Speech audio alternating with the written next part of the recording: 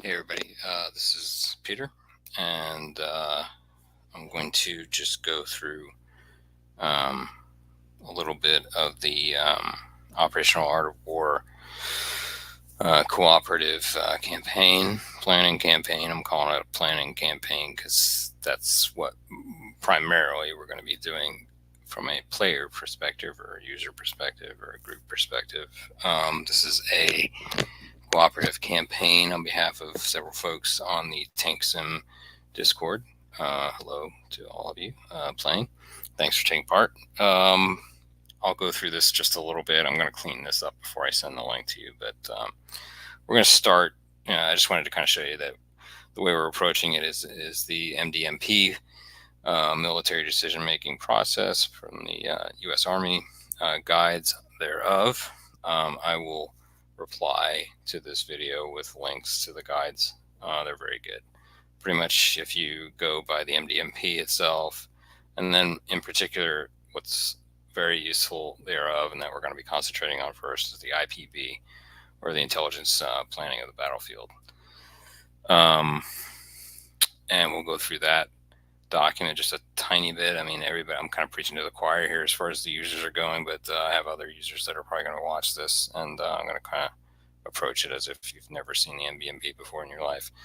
And this is actually a really good summary, and I'll export a PDF of this and link it somewhere on the video just so folks can get to it in case you want to try this out with any of your other war games yourself or playing with other people and so forth. This right here is a good slide. It kind of summarizes what you get out of the IPB, or the intelligence preparation of the battlefield. We're using the ATP 2-01.3, the intelligence preparation of the battlefield from March of 2019, which I believe is the most recent version. I don't think they've updated it since then. But as you can kind of see here, you see what the artifacts are from each step. The main step we're going to be concentrating on here in this video is the area of operations, step 1, which shows the external boundaries of the area of operations, delineates the areas of operation for adjacent units, kind of tells you who's nearby. I don't know, generally it doesn't get too deep into what they're doing other than where they're at and what the overall goal is for the front, including the AO in step 1 includes the subordinate units within the area of operations, potentially some areas of interest and stuff like that. There's other overlays that are created from the other steps. We're going to concentrate just first and foremost on step 1. Before we get into the IPB preparation, we're just going to go down to the nitty-gritty of what this scenario, how this scenario is set up. I have this started on turn 1 for Russia. I did this in a hot seat mode so that we could see everything basically going on. I mean, in modern operations, you pretty much know where, generally speaking, most operational units are. The modern battlefield, there are, of course, situations where units are hidden to a good degree and so forth, and electronic masking and ESM and so forth. Electronic warfare and so forth can obviously hide certain things too, but generally speaking, in the modern world, you more often than not know relatively where a brigade is, right, or a battalion, maybe even down to a regiment or a battalion level. You generally know where they're operating at, and in some cases where they're heading. Maybe weather might keep you from that, and some certain electronic jamming and so forth might keep you away from it. But especially with the drone proliferation in the modern battlefield, more often than not, you know what's going on generally in the area. So I'm not too hesitant to show you basically everything. I think Fog of War is turned on, but there's not much in place because of the error. I don't know if it specifically takes that into account or not. All right, long story short, let me see something. Let's see if they go through that. I'll do that after the fact. All right, I'm going to go through the Donetsk front I'm calling it a front. It's probably not technically a front, just the area of operation, or AO. There's two larger attacking enemy formations on this very early portion of the Russo-Ukrainian war. We're on February 24th of 2022. Man, it's been a while, hasn't it? It's been almost a year and a half. It's pretty amazing that it's still going on, quite honest. All right, I'm going to just start clicking on some formations here. These are very loosely formed. This is the LPR, which I think I describe more in full in the document I'm going to send y'all. It's the Luhansk People Republic, or LPR. Let's see, here's just a general. An internationally unrecognized Republic of Russia in the occupied parts of eastern Ukraine's Luhansk Oblast, or the capital of Luhansk. I don't know if the pronunciation is right, Luhansk. LPR was proclaimed by Russian-backed paramilitaries in 2014. It's been a while. It's really, and initially operated as a breakaway state. I'm going to give links to all this so that people can read up on LPR and DPR.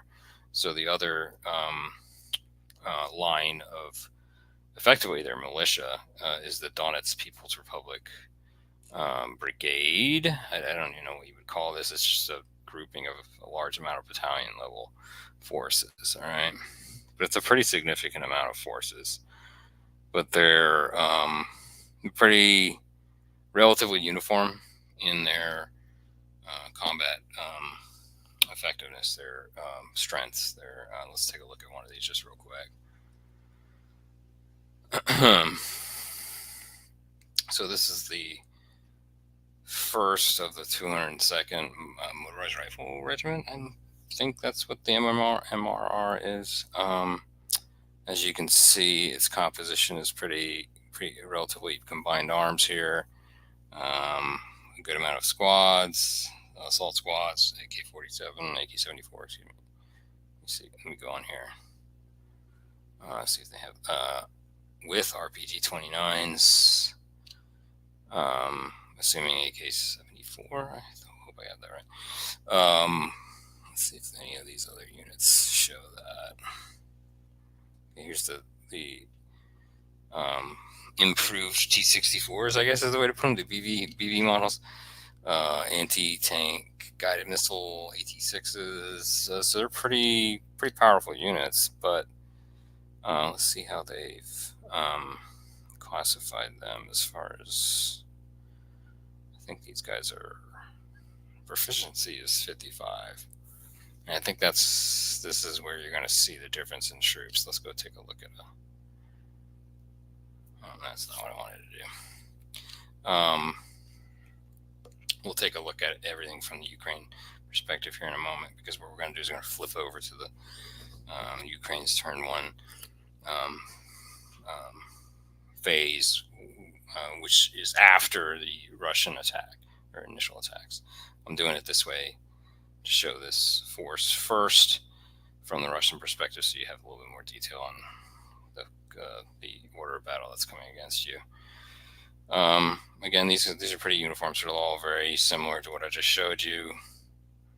A battalion level motorized regiment, a motorized battalion, motorized infantry. Yeah, that's that. Pretty uniform in size.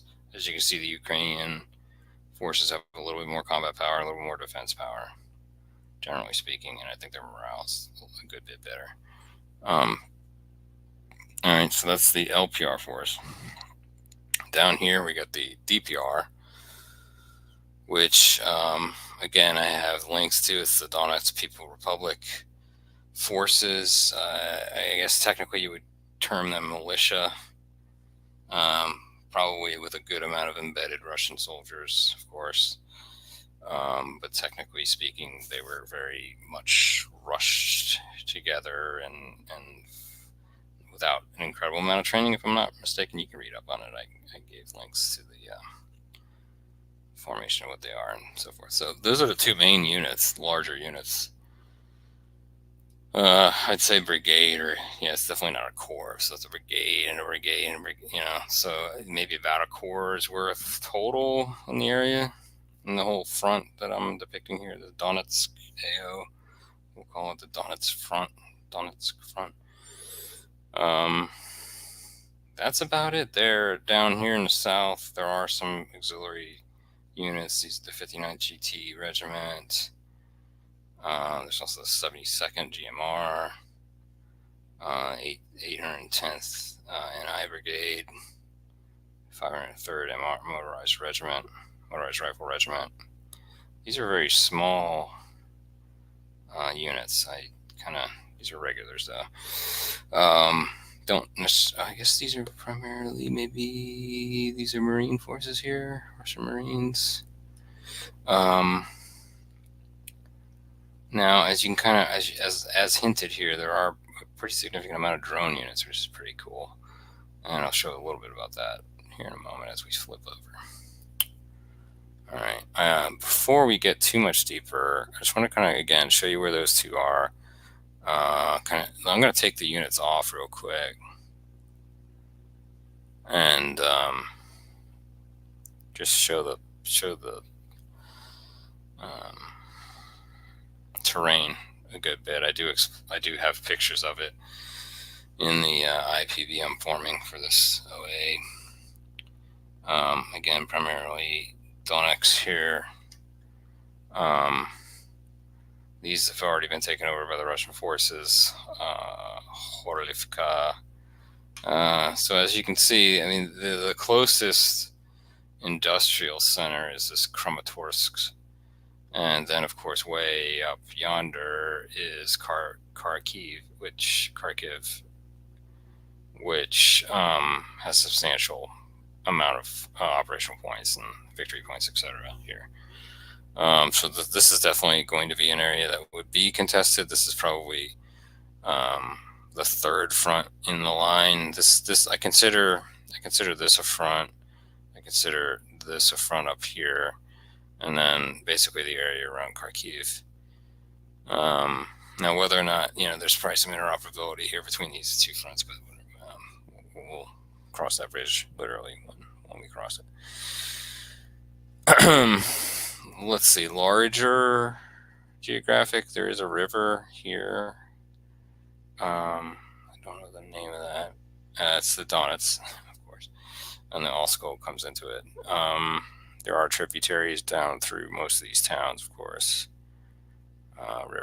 creeks and such.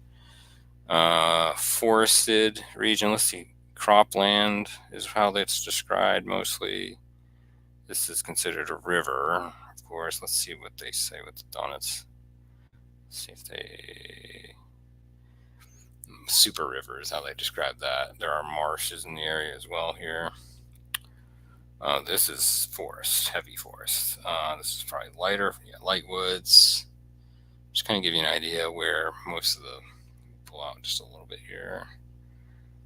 Most of the highway systems have rail next to them. Here's one that doesn't. This one, most of them do. Most of the major ones do. I think this is a good level right here. So you have a bunch of southeast to northwest rail systems here up through Izium, Slovyansk, Lozova, through and by the Donets River up to Kharkiv. I'm probably bloodying up these pronunciations, but it's all right. As far as a deeper inland set of potential goals, Zaporizhzhia, Dnipro, which again is along the Dnieper. There's a power plant here in the middle, which is obviously going to be targeted by probably airstrikes and so forth. And then we haven't even touched the Crimea and that whole area down yonder here. I do want to show that it is depicted fully. Let's put the troops back on real quick. Kind of show you what's down yonder. There's Odessa. Entire region. I can't remember the name of the town down here that was Krasnov. No, that's the top of the. Where's that town? It's right here. Kherson. Yeah, we did a modern armor scenario right here across this bridge area, if you recall. So a whole bunch of troops potentially to control by commanders on TankSim. We have 3 commanders, so we're probably going to be concentrating and give you a higher level view of everything. Again, we're going to be concentrating first and foremost around the Donetsk operational area here. Again, I consider this a front, and then pretty much up here a front, right? So basically, boom, boom, boom. This is probably how we will split it as far as command. But we are going to concentrate on the Donetsk region first and foremost. Try to get me used to things again here on the Operation Art of War 4, which is a great game. That's it from that side. Let's switch over to opening the saved game, which has us starting with the Ukraine more appropriately. And we'll just take a look around the formations for Ukraine before I end.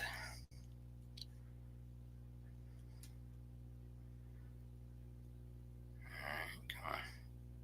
Just scroll a little better because there's so many units on there.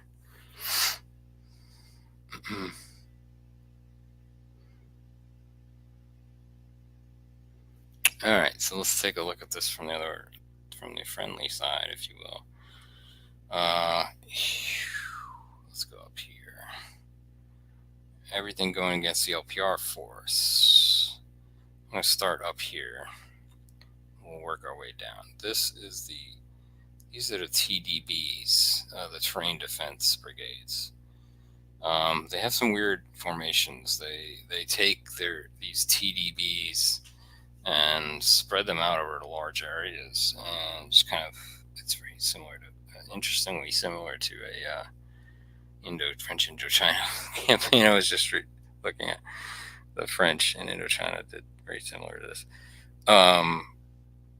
So these are individual battalions. There are Russian forces here up in Russia and Belarus.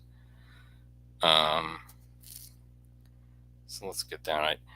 We had demarked the OA as basically being up through this wooded area here and then down towards this lake area at the top. So like from here to here is what we defined it as. We can redefine that if we want.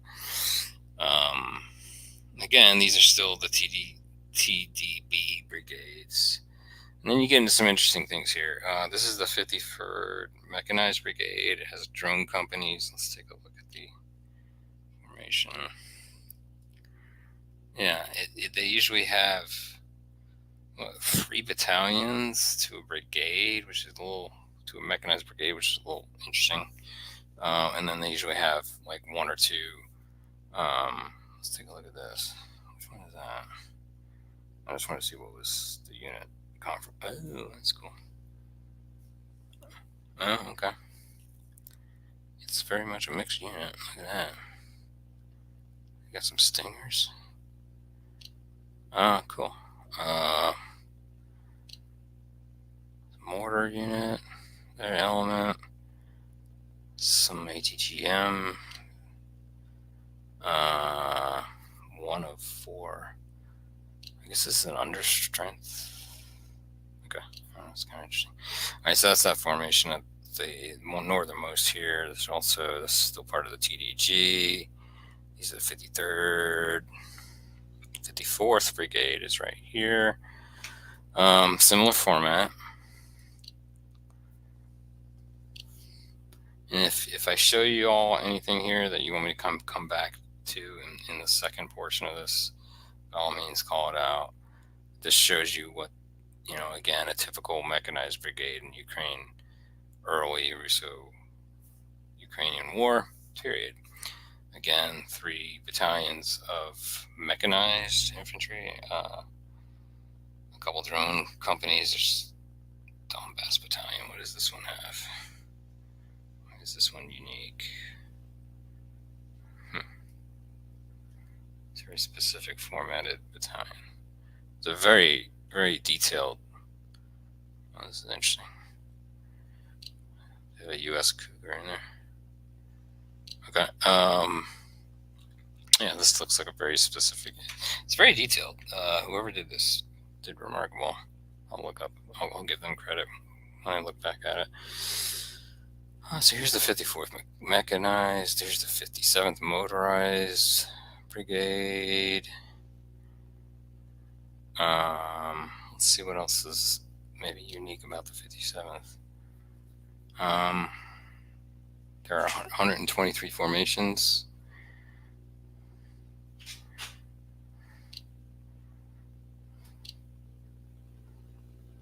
So there's a bunch of units here, but we're just trying to concentrate on this. Again, most of these motorized brigades or mechanized brigades are of 3 battalions and then 2 drone companies of company.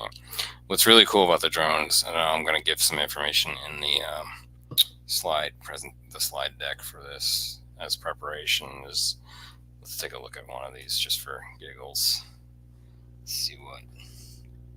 I see there's different types of drones. But they basically are they can do direct attacks. Let's see if I can. Yeah, see they can be set to do direct attacks, and they're then always considered a part of support. But so it's kind of neat because they can instantiate attacks, and then you kind of want to combine. It's like the combined arms of the future here. Is that you get like 3 or 4 different companies attacking a particular area. It's very unique. And it is unique in this scenario in that the Russians do not have them, at least in the early portions. So whatever, hint. You might want to try to take advantage of the drone units as early as possible because the Wagner mercenary group is not there yet for a few weeks, and I'll talk about that here in a second. So that's what's mostly on the front line there, are those brigades with 3 battalions of motorized infantry and 2 drone companies usually. There are a couple tank units over here. We got the 17th Tank Brigade, 16th NG Pop, which is quite unique. And we'll take a look at that closer in a second. 9th NG Gepard Regiment. Down here, there's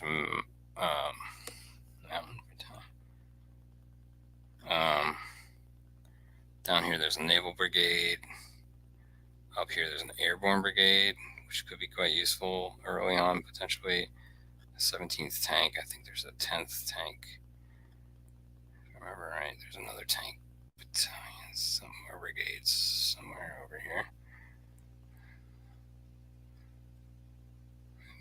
Up here. Yeah, 4th Tank up here. And that's about it within the. These guys could potentially be a reserve pulled in.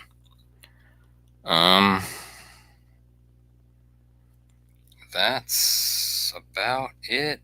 Again, here's some larger formations in reserve back here. I'll call it reserve. And then you got a bunch of these TDGs that are really spread out. Okay, you got a good 4 or 5 of those brigades worth, and again I use that term loosely because they're really undersized brigades, if you will, with 3 battalion motorized infantry and 2 kinds. So these are pretty uniform as far as their composition, and then you have all these TDB battalions that are spread out, controlling. It looks like the corridors, right? So here's one main corridor, here's another corridor, here's another corridor. Those are probably your 3 course of actions for the enemy, generally speaking. And that's about it. I'm going to probably stop the video here. I will continue this in a part 2 very soon. I'm going to go ahead and send you all this, just so you can kind of give me a little bit more feedback on what you prefer to see or what more you'd like to see of. And I'll incorporate that into kind of providing step 2 information. Let's go real quick over what I've already done here. Showed this was just an example of what this was one unit that had the switchblade kamikaze drones. These are pretty cool.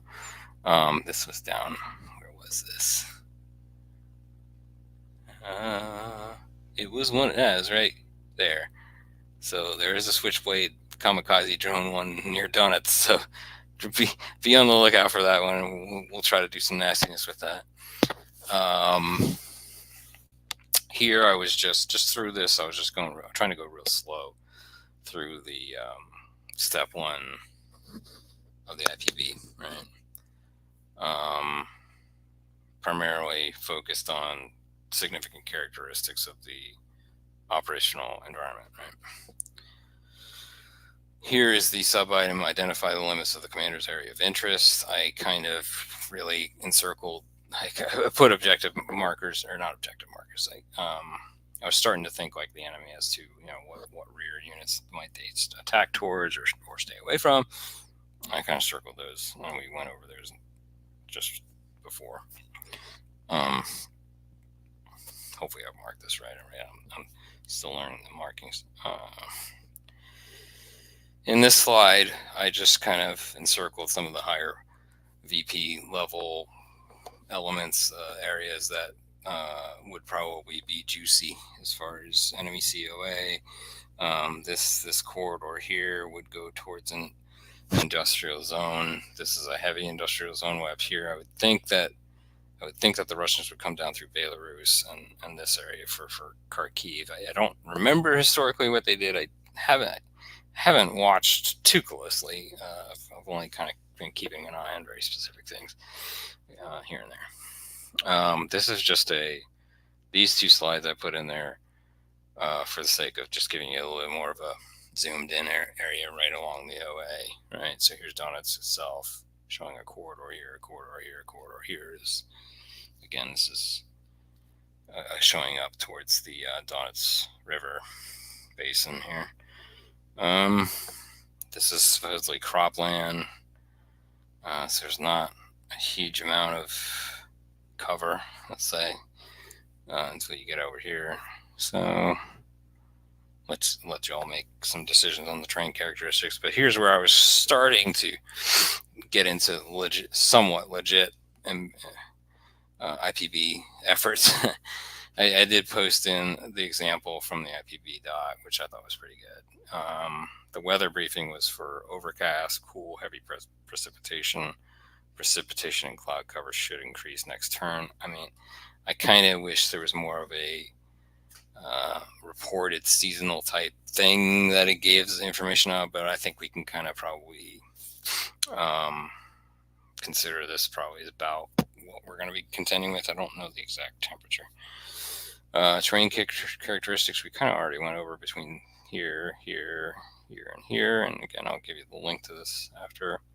As far as civil considerations, I would definitely recommend everybody read up on the Luhansk Republic and the Donetsk Republic, and then here's a good article on the mobilization of both, which I linked in there as well, which I think would be helpful. The two main formations that you're confronting in the Donetsk area of operation is the LPR force, which is depicted here. Let me see if I can zoom in just a little bit. Boom, boom.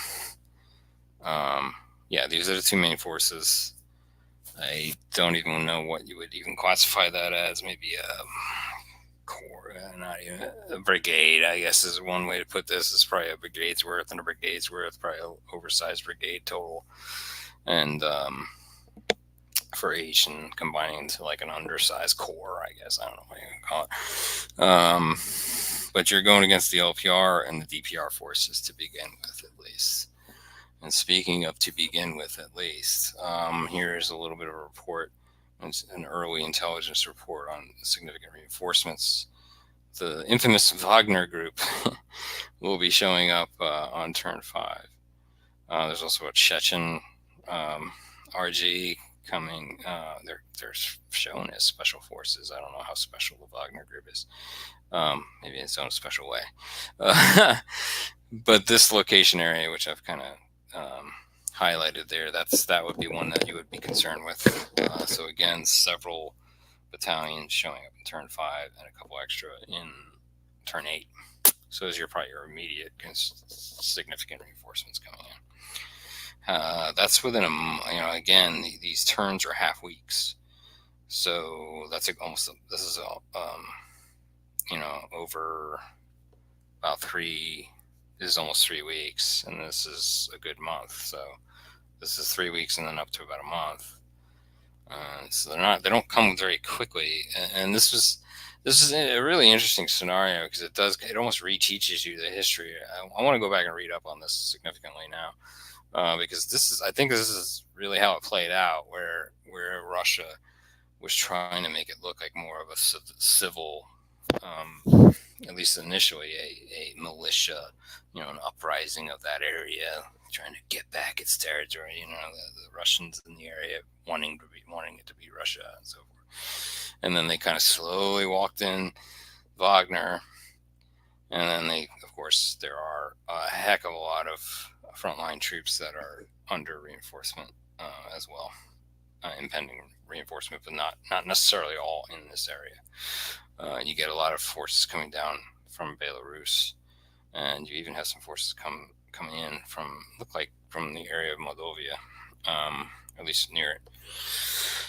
We'll go through all that as it becomes interesting to your command areas of operation. So hopefully that's helped, and I'm going to go ahead and end it there.